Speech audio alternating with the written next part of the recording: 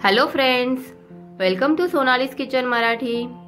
आज आपण मस्त चटपटीत वडापावची रेसिपी बघणार आहोत। वडापाव खाण्यासाठी आता बाहेर जाण्याची गरज नाही, एवढा चवदार वडापाव घरीच बनवता येणार आहे। बाहेर कोणत्या दर्जाचे तेल तसेच बाकीचे जिन्नस वापरले जातात हे आपल्याला माहित नसतं, त्यामुळे घरी बनवून खाल्लेलं कधीही उत्तम। त्यासाठी व्हिडिओ स्किप न करता शेवटपर्यंत बघा आणि व्हिडिओ आवडल्यास लाईक, शेअर, कमेंट करायला विसरू नका आणि असेच नवनवीन व्हिडिओ बघण्यासाठी चॅनलला सबस्क्राइब करा। चला मग वेळ न घालवता सुरुवात करू।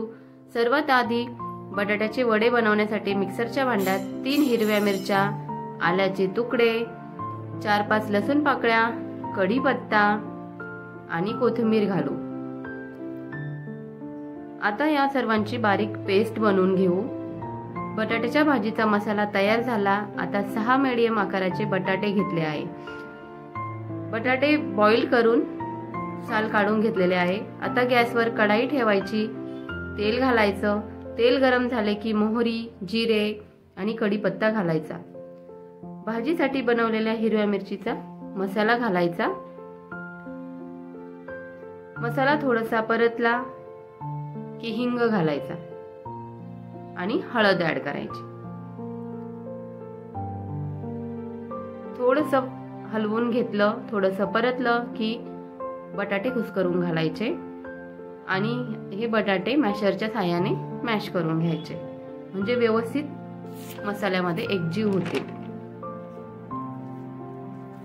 बटाट्यामध्ये मसाला व्यवस्थित मिक्स झाला की बटाट्याची भाजी थंड करायला ठेवायची।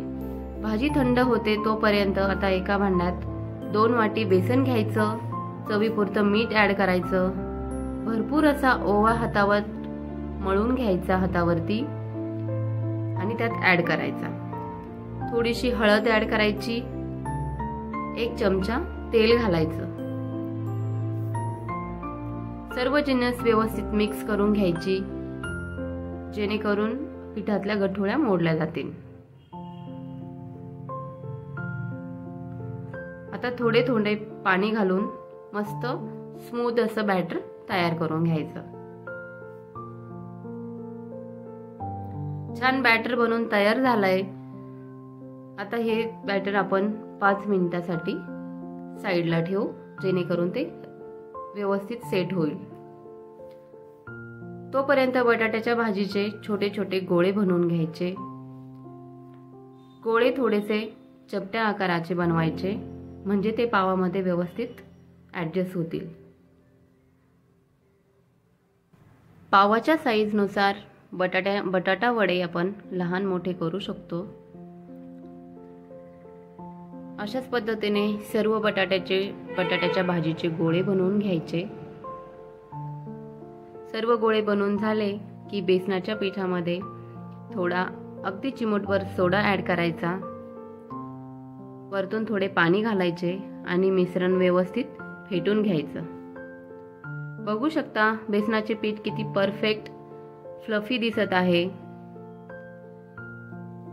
आता एका बटाट्याचा गोळा बेसनामध्ये डीप करायचा, चमच्याच्या सहाय्याने अलगद उचलून तेलात सोडायचा आणि पटकन चमचा बाजूला घ्यायचा, म्हणजे वड्यावर बेसनाचे गोळे बनत नाही। अशाच पद्धतीने सर्व वडे तेलात सोडून घ्यायचे आणि व्यवस्थित तळून घ्यायचे।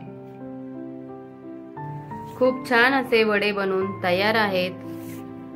सर्व वडे एका भांड्यात काढून घ्यायचे। वडे बनवून झाले।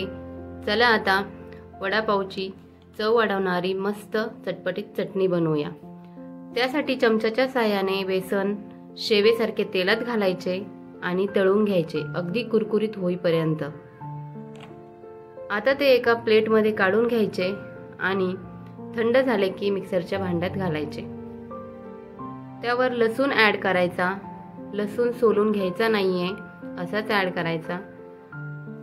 नंतर 1 चमचा लाल तिखट आणि चवीपुरते मीठ घालायचे आणि एकदाच काही सेकंदासाठी मिक्सरला फिरवून घ्यायचं, जास्त फिरवायचं नाही। बघू शकता एकदम परफेक्ट आणि चवीला अप्रतिम असणारी वडापाव चटणी तयार झाली आहे। या चटणीमुळे वडापावची चव दुप्पट वाढते। चला, चटणी तयार झाली, वडे तयार झालेत. आता मस्त वडापाव बनवूया. आता पाव मधोमध कट करायचा. वरच्या बाजूने मस्त पुदिन्याची चटणी लावायची. बघू शकता पुदिन्याची चटणी परफेक्ट पसरतीये आणि रंगही अप्रतिम आहे. पुदिन्याची चटणी रेसिपी मी ऑलरेडी टाकलेली आहे. एंड स्क्रीनला या डिस्क्रिप्शनमध्ये बघू शकता. आता खालच्या बाजूने लाल चटणी लावायची. मधोमध बटाट्याचा वडा ठेवायचा आणि मस्त तळलेल्या हिरव्या मिरची सोबत वडापावचा स्वाद घ्यायचा. सांगा तर मग कसा झालाय वडापाव. तुम्हीही मस्त खा, स्वस्त राहा आणि सोनालीज किचन मराठी चॅनलला सबस्क्राईब करा, फॉलो करा. थँक्यू.